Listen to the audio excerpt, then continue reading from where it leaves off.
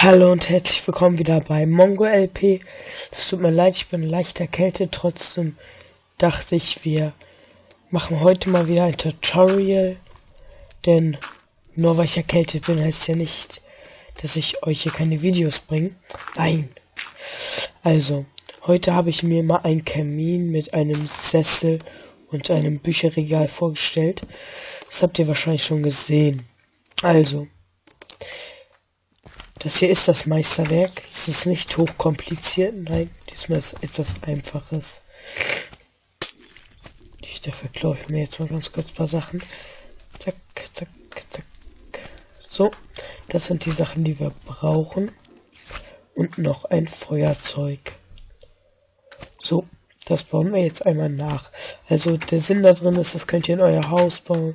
Könnt ganz gemütlich hier so chillen mit Freunden. Oh, böser Creeper. Wollen wir den hier mal töten von hier oben? Ganz kurz. Zack.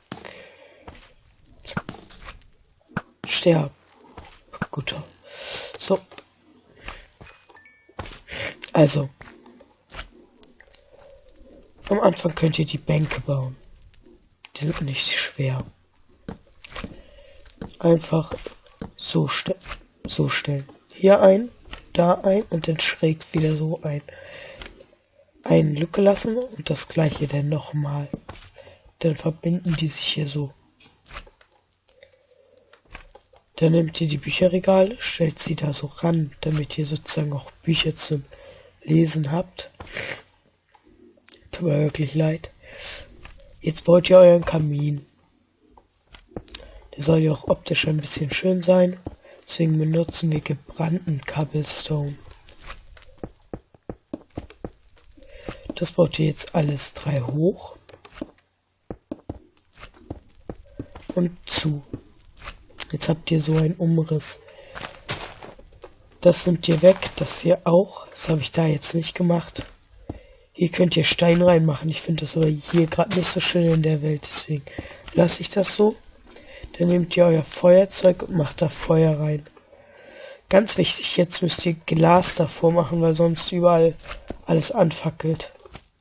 Und schon ist euer Kamin fertig und ihr könnt mit euren Chikas eine schöne Nacht verbringen. Und falls ihr noch mehr Tutorials auf meiner Tutorial-Map sehen wollt, dann gebt mir ein Abo und wenn euch nur dieses Video gefallen hat, ein Like. Ich würde mich sehr darüber freuen und bye.